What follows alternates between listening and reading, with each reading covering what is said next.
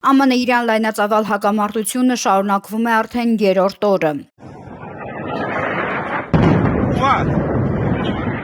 Տարածաշրջանը շարունակում է ապրել անորոշության ու լարվածության պայմաններում, իսկ միջազգային հանրությունը փորձում է հասկանալ, արդյոք պատերազմը կարճաժամկետ է լինելու, թե կանգնած են երկարատև էսկալացիայի առաջ։ Իրանագետ Ժաննա Վարդանյանի խոսքով կարճաժամկետ հասկացությունն ինքնին հարաբերական է։ Այս պայդրությամբ դեռ չկան ցուցիչներ, որ պատերազմը ավարտվելու է։ Վարդանյանը հիշեցնում է, նախորդ հունիսյան էսկալացիան տևել էր մոտ 2 շաբաթ, սակայն ներկայիս հակամարտությունն ավելի լայնածավալ է, հետևաբար կարող է նաև ավելի երկար ձգվել։ Իրանագետը չի բացառում, որ հակամարտությանը կարող են միանալ նաև այլ երկրներ։ Միացյալ Նահանգների նախագահ Դոնալդ Թրամփը խոսել է 3 երկրների մասին առանց անուններ նշելու։ Վարդանյանի գնահատմամբ դրանցից առնվազն 2-ը կարող են լինել արաբական երկրներ, օրինակ Արաբական Միացյալ Էմիրությունները կամ Սաուդյան Արաբիան։ Սա իր հերթին նշանակում է փաստացի Իրանի դեմ ճակատը ավելի է ընդլայնվում եւ Իրանը հայտնվում է ավելի բարդ դրության մեջ։ Նրա խոսքով այս պահին Իրանը չի արտահայտել զենքերը վայր դնելու կամ կապիտուլացվելու պատրաստակամություն։ Հիմնական թիրախներն այն երկրներն են, որտեղ կա ամերիկյան ռազմական ներկայություն։ Այս պահին հիմնական թիրախները հենց արաբական երկրներն են, որտեղ կան ամերիկյան ռազմական ներկայություն, ընդ որում թիրախում է հայտնել նաև օրինակ Օմանը, որտեղ թեև ամերիկյան ռազմաբազա չկա, բայց այնտեղ կա նավահանգիստ, որից օգտվում են նահանգները, օրինակ ավիակիրները ԱՄՆ կարող են այնտեղ կայանել լոգիստիկ ինչ-որ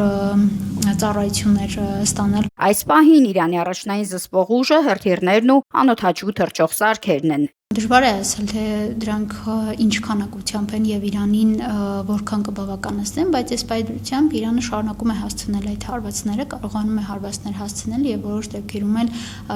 արդյունքի հասնել։ Իրանը Հայաստանի կարևոր առևտրային գործընկերներից է, ուստի պատերազմը կարող է ունենալ տնտեսական հետևանքներ։ Պատերազմը մեզ համար մի շարք ուղղություններով կարող է մարտահրավերներ նետել, սկսած հայ-իրանական տնտեսական հարաբերություններում որոշակի խնդիրներից, առևտրաշրջանառության ոլորտում որոշակի խնդիրներից, չմոռանանք, որ Իրանը մեր առևտրային խոշոր 4-րդ գործընկերն է։ Բացի տնտեսական ռիսկերից հնարավոր է նաև փախստականների հոսք դեպի Հայաստան։ Իրանը փակել է նաև Հորմուզի նեղուցը, իր հիմնական ռազմավարական լծակներից մեկը։ Սա արդեն ազդում է համաշխարհային նավթի գների վրա։ Արդեն OPEC+ երկրներ օրինակ որոշել են մեծացնել նավթի արդյունահանումը, որպեսզի այս